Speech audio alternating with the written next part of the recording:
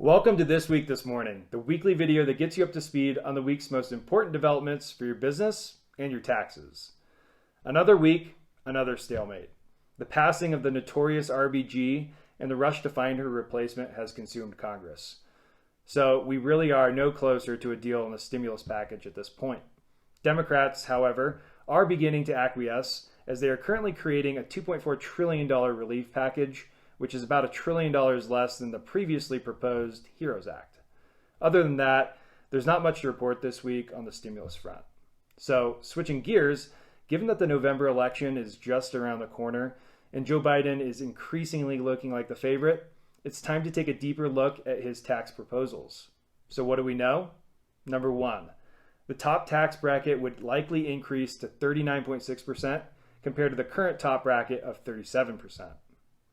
Number two, incomes above 400K would incur additional payroll taxes.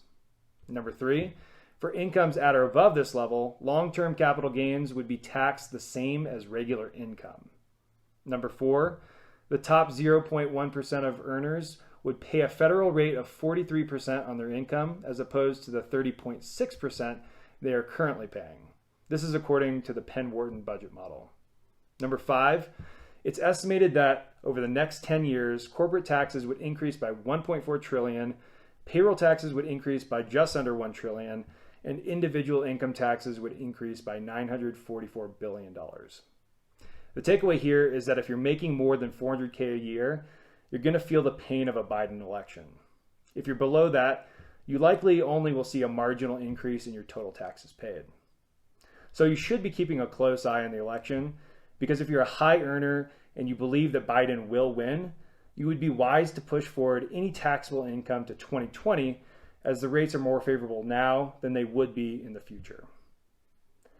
Dark Horse CPAs are here to help you navigate this and make sure that your income is taxed at the most favorable tax rates possible.